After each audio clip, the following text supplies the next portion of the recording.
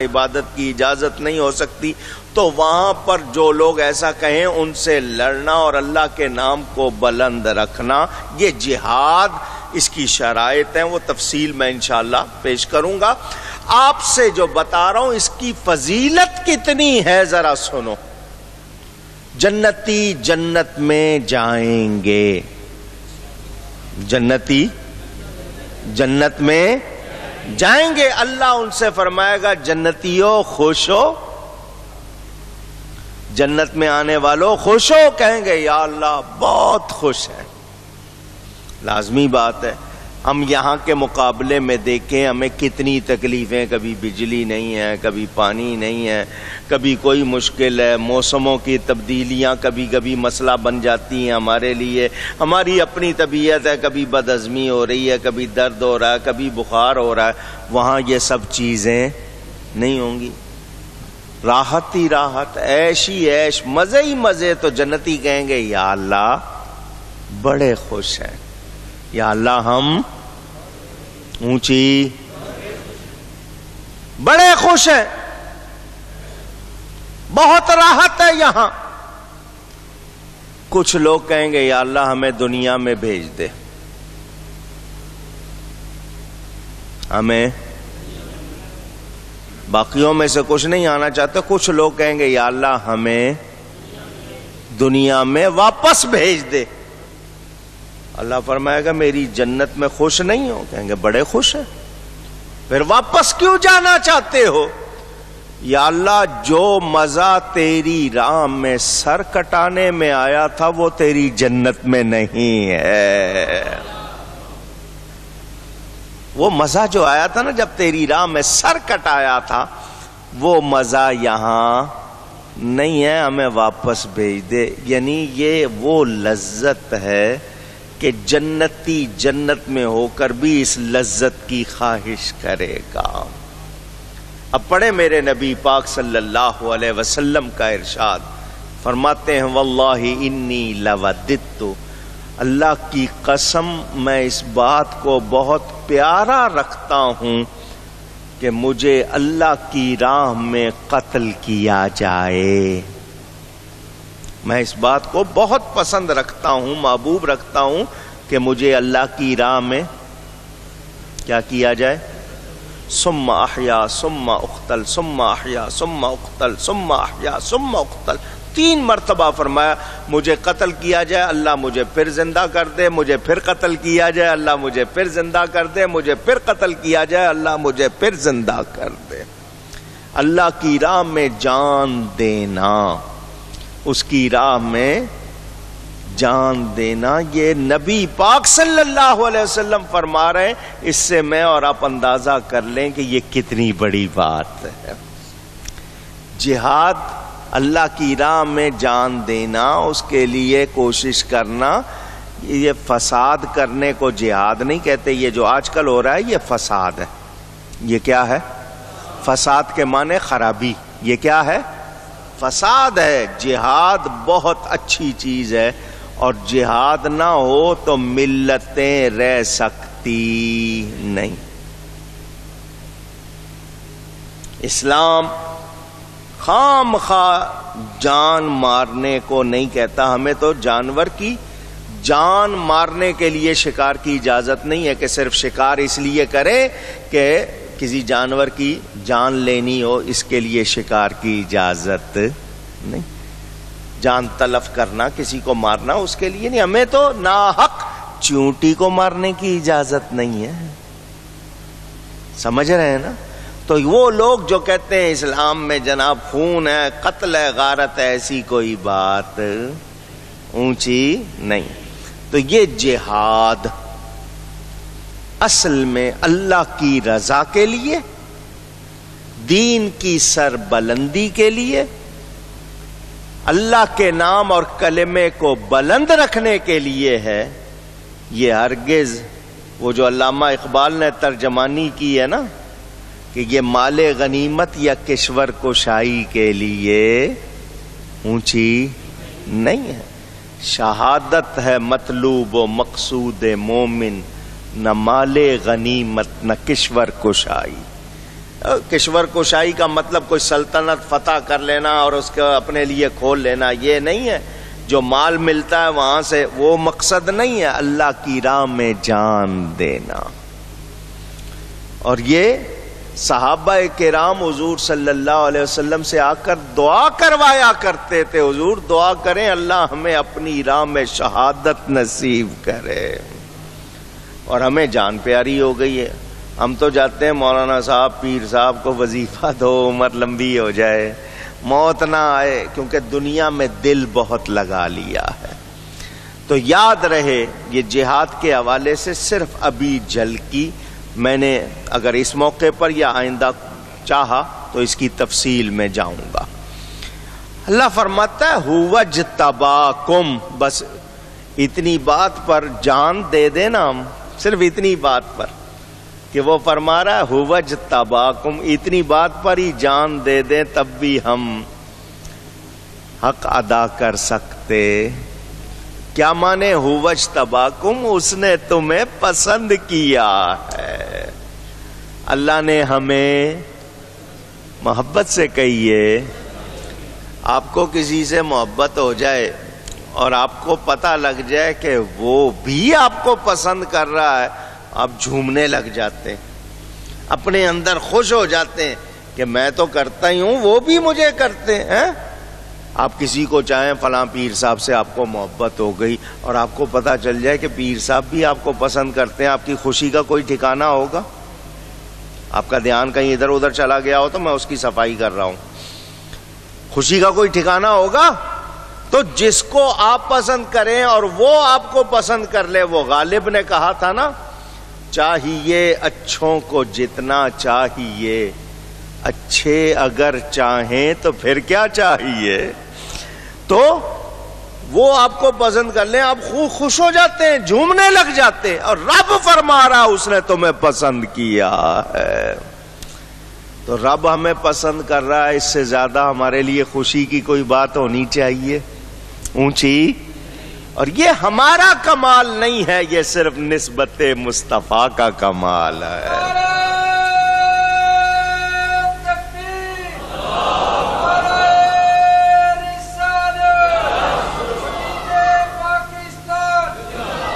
اچھا اب دھیان سے سننا، جس سے آپ کو محبت ہو آپ اس کو تکلیف پہنچانے والے کو معاف کریں گے؟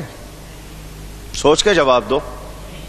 آپ کو ہو گئی کسی سے محبت، پتہ چلا فلاں شخص اس کے بارے میں غلط بات کر رہا ہے، فلاں شخص کا ارادہ ہے غلط کام کرنے کا، آپ وہاں پر مجاہد بن کے سامنے سپاہی بن کے کھڑے ہو جائیں گے یا نہیں؟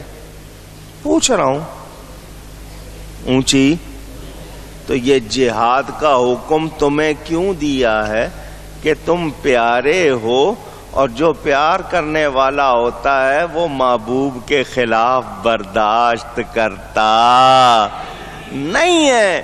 یہ جو دین کی نصرت کے لیے اللہ نے ہمیں چن لیا ہے، دین کی مدد کے لیے، تو یہ ہمیں عزت ملی ہے. اب ہم غیروں سے محبت نہیں کریں گے، غیروں کو بتا دیں گے خبردار، ہمارے رب کے، ہمارے دین کے، ہمارے نبی کے، ہمارے قرآن کے خلاف کوئی بات کرنا نہیں. اللہ ہمارا پیارا ہے، نبی ہمارا پیارا ہے، دین ہمیں پیارا ہے، قرآن ہمیں پیارا ہے، ہم اس کے خلاف کچھ سن سکتے اونچی. یہ اجتبائیت یعنی اللہ کا ہمیں پسند کرنا، یہ جہاد کا ہمیں وارث بنا رہی ہے. کاش کہ آپ اس کو سمجھ لیں، کاش مجھے تقریر نہ کرنی پڑے، آپ کو سننی نہ پڑے، ہمیں کوئی کسی کی نصیحت کی ضرورت نہ ہو. کاش یہ سمجھ لیں کہ یہ نبی کی نسبت کتنی بڑی عزت ہے، اور اللہ نے جو ہمیں پسند کیا یہ کتنی بڑی شان ہے. یہ سمجھ آ جائے نا، تقریروں کی ضرورت اونچی. ایک صحابی کا ذکر ملتا ہے، حضور صلی اللہ علیہ وسلم نے اس صحابی کو بلایا، فرمایا مجھے اللہ تعالی نے فرمایا ہے کہ تم سے قرآن سنوں. تم قرآن پڑھو اور میں اونچی. اور رونے لگ گئے صحابی. وہ حضور اللہ نے میرا نام لیا؟ فرمایا ہاں. اللہ نے میرا نام لیا؟ فرمایا ہاں. وہ اسی بات پر رو رہے ہیں کہ رب نے میرا نام لیا ہے. اور محبوب کی زبان پر تمہارا نام آ جائے یہ کتنی بڑی عزت کی بات ہے. یہاں تمہیں رب نے پسند کر لیا. اب بھی نہیں ہم سمجھیں گے کہ ہم کون ہیں، ہمیں کیسا ہونا چاہیے. ہم اپنی خواہشات میں لگے ہوئے ہیں، یہ ہو جائے، یوں ہو جائے، وہاں ہو جائے. رب تعالیٰ نے ہمیں پسند کر لیا. ہمیں تو کچھ جو جیسا بننا چاہیے ہم اس کے بعد ہمیں کسی اور سے پوچھنے کی ضرورت نہ پڑے. ہم رب کے پسندیدہ ہیں، ایسے ہوں جیسا رب کو پسند ہے. بات سمجھ میں آ رہی ہے؟ پوچھ رہا ہوں. کہیے کوئی کسی کے قریب ہو جائے، جب قریب ہو جاتا ہے تو اس کے خلاف کرتا ہے، اس کی پسند کے، اس کی مرضی کے خلاف کرتا ہے. اونچی کوشش کرتا ہے کہ میں اس کے جتنا قریب ہوں ویسا ہی کروں کہ اس کو مجھے ٹوکنا نہ پڑے. صحیح کہہ رہا ہوں؟ اچھا اب ایک بات اور بھی سن لیں محبت کی. جو قریب ہو جاتا ہے، جتنا قریب ہو جاتا ہے بے تکلفی آ جاتی ہے. آ جاتی ہے یا نہیں؟ کبھی کبھار ملنا اور بات ہے، روز ملنے لگے، صبح و شام قریب رہتے ہیں تو تھوڑا سا بے تکلفی آ جاتی ہے. اس بے تکلفی میں آپ اس کو انگلش میں فارمیلٹیز کہتے ہیں، اردو والے آداب کہتے ہیں، تکلفات. آپ وہ چھوڑ دیتے ہیں کہ جی اب یہ تو وہ کوئی کبھی کبھار آیا کرے، میں تو ہر وقت. وہ تکلفات چھوڑ دیتے ہیں، اس میں آداب بھی چھوڑ دیتے ہیں. بے تکلفی میں ادب ذرا کم ہو جاتا ہے، بعض مرتبہ ختم ہو جاتا ہے. ایسا ہوتا ہے یا نہیں؟ آپ کسی کو دوست بنا لیجئے، دیکھیے بیٹھنے کا انداز، اٹھنے کا انداز، گفتگو کا انداز، چال ڈھال بدل جاتا ہے. لیکن اسلام کیا کہتا ہے کہ جتنا قرب ہو اتنی ہی کوالٹی ہو، اتنی خوبی ہو. اور اس پر صرف ایک ہستی نے عمل کر کے دکھایا، جس ہستی کا نام صدیق اکبر رضی اللہ اکبر.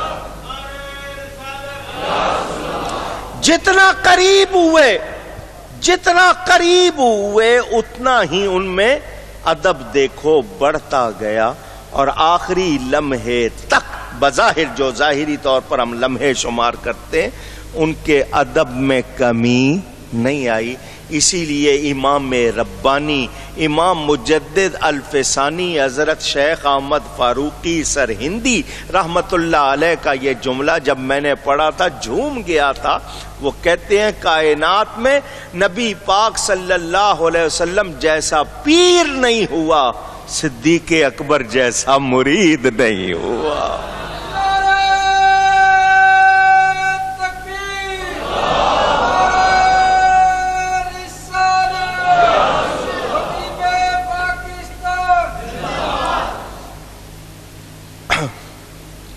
قرب، پسندیدگی، محبت، پیار، جتنے بھی لفظ ہیں یہ اگر ان کو سمجھ لیا جائے، قرآن کہہ رہا ہے، گواہی دے رہا ہے اللہ نے تمہیں پسند کیا ہے. کیا اس کے بعد ہمیں کسی اور اعزاز عزت کی ضرورت ہے؟ اونچی. اور لوگ کوشش کرتے ہیں میں کسی طرح اس کی نظروں میں آ جاؤں، اس کی گڈ بک میں آ جاؤں، اس کے کسی طرح چاہنے والوں میں شمار ہو جاؤں، میرا نام ہو جائے. یہاں رب تعالی اپنے حبیب صلی اللہ علیہ وسلم کی نسبت سے اعزاز دے رہا ہے، تمہیں پسند کیا ہے. اور پھر ہم نہ سمجھیں تو اس کا مطلب ہم جیسا بے قدرہ کوئی نہیں. ناشکری ہے، بے قدری ہے. میں نے یہ باتیں آپ کو سنائی ہوئی ہے، پھر سنا رہا ہوں تاکہ آپ پہچانیں اس نسبت کو. یہ سنی ہوئی باتیں ہیں، پھر ذہنوں میں تازہ کرو. حضرت موسیٰ علیہ السلام کے سامنے اللہ تعالی نے امت مصطفیٰ کی جب باتیں رکھی، ہماری باتیں کیسے ہوں گے، حضرت موسیٰ علیہ السلام نے کہا یا اللہ مجھے اس امت کا نبی بنا دے، ہمارا، اللہ نے کہا نہیں، جس کو دینا تھا دے دیا۔ یا اللہ نبی نہیں بناتا اس امت کا تو یہ امت مجھے دے دے، فرمایا یہ بھی نہیں، دے دی جس کو دینی۔ ہمارا حال سن کر موسیٰ علیہ السلام کیا چاہ رہے ہیں کہ ہم ان کے امتی بن جائیں اور وہ ہمارے نبی۔ اللہ نے فرمایا نہیں، ہو چکا یہ۔ یا اللہ یہ دونوں نہیں ہو سکتے تو مجھے اپنے اس نبی کا امتی بنا دے جس کی یہ امت ہے۔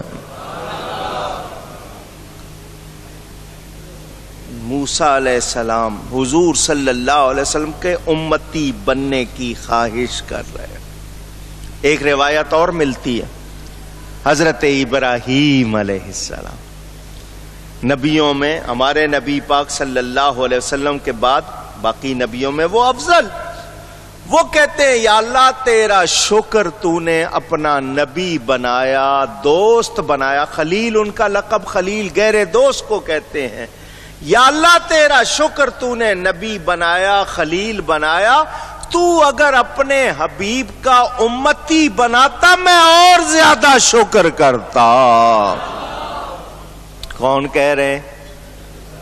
حضرت ابراہیم خلیل اللہ، موسیٰ کلیم اللہ، ابراہیم خلیل اللہ علیہ السلام، وہ تمنا کر رہے ہیں اور ہم امتی ہو کر ناشکری کریں تو پھر ہم نے پہچانا کتنی بڑی عزت مل گئی ہے۔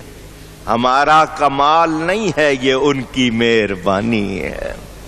ہمیں پہچاننا چاہیے خود کو، کر کیا رہے ہیں اور ہے کیا۔ ایک بات سنی آپ نے، اب دوسری بات میں نے کہا نا یہ سنی ہوئی ہیں آپ نے باتیں ذہنوں میں تازہ کر رہا ہوں۔ اللہ تعالی نے قلم کو بنایا، کس کو؟ قلم کو بنایا۔ اس قلم سے فرمایا لکھ، اکتب ما کان وما سیکون، جو کچھ ہو چکا جو ہونے والا لکھ۔ قلم لکھ رہا ہے، یہ بھی آپ کو سنا چکا ہوں، قلم خود سے نہیں لکھتا۔ آپ قلم رکھ دیں تو قلم خود سے لکھتا ہے، مگر جب اللہ فرمائے تو اونچی کیا ڈکٹیشن دی جا رہی تھی؟ قلم کو صرف حکم دیا تھا۔ تو جو رب قلم کو علم دے سکتا ہے اپنے حبیب کو نہیں دے سکتا؟ قلم خود لکھ رہا ہے، یہ صرف اشارے آپ کے لیے۔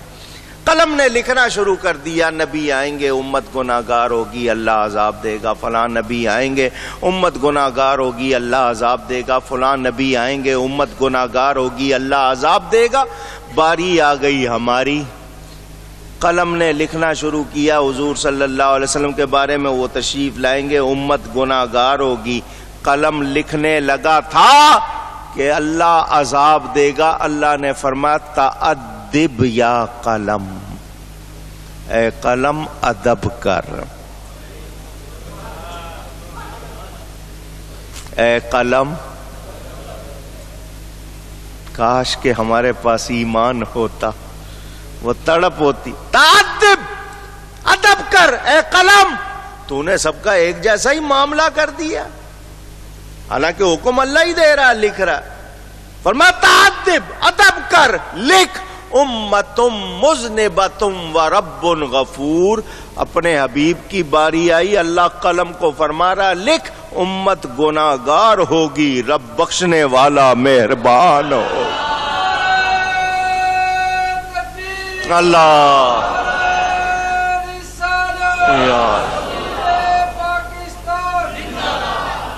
ہمارے کو سرخاب کے پر لگے ہوئے، کیا خوبی ہے ہم میں، کون سی برائی ہے جو ہم میں نہیں ہے، مگر اس کے باوجود یہ عزت صرف نسبت مصطفیٰ کا کمال ہے صلی اللہ علیہ وسلم۔ کچھ سوچو ہمیں کیا ہونا چاہیے اور ہم کیا ہیں، کن چیزوں کے پیچھے مر رہے ہیں۔ اللہ کی نعمتوں کو چھوڑ دیا، وہ ہمیں پسند کرے اور ہم کہیں کہ تو کرتا رہے پسند، ہم تو وہ کریں گے جو تجھے پسند نہیں، معاذ اللہ، ہمارا تو یہ حال۔ اب سنیں، صحابی پوچھ رہے ہیں حضور مسلمان چور ہو سکتا ہے؟ فرمایا مسلمان ہو کے چوری کرنے والا بندہ ہو سکتا ہے جی، مسلمان ہو کر حرام کام کرنے والا، فرمایا ہو سکتا ہے، مسلمان ایسا بھی کہ مسلمان ہو لیکن حرام۔ پوچھا گیا کیا مسلمان جھوٹا ہو سکتا ہے؟ فرمایا نہیں، مسلمان جھوٹا اونچی، جتنا زور ہے لگا کے بولو، کیوں کہلوایا زور سے؟ اب مجھے بتاؤ، میں بھی اور آپ بھی، ہم کتنا سچ بولتے ہیں؟ بتاؤ۔ حضور فرما رہے مومن گناہگار ہو سکتا ہے، جھوٹا نہیں، اور جھوٹ ہمارے منہ میں آ کے شرماتا ہوگا کہ کس کے منہ میں آ گیا ہوں، اس طرح بولتے ہیں ہم۔ تو کیا ہم مسلمان رہے؟ اونچی ہونا ہمیں کیا چاہیے تھا اور ہم ہو کیا گئے؟ اللہ نے ہمیں پسند فرمایا اور ہم اس کی پسند کو عزت نہیں سمجھ رہے۔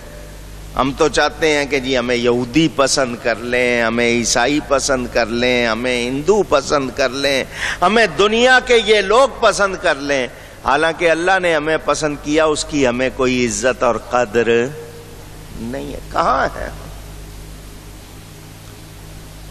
یہ روایت بھی آپ کو میں نے سنائی، کتابوں میں موجود، جبریل امین علیہ السلام نے نماز پڑھی، آپ مجھ سے کئی مرتبہ سن چکے ہیں۔ جبریل امین نماز پڑھ رہے ہیں، قیام کیا، قیام کھڑے ہونے کو کہتے ہیں، 70,000 سال کھڑے رہے۔ کتنا عرصہ؟ رکوع میں گئے، آپ کا سر اور کمر ایک لیول پر آ جائے، اتنا جھکنا، 70,000 سال رکوع میں لگا دیا۔ رکوع کے بعد کھڑے ہوتے ہیں، اس کو قوما کہتے ہیں، 70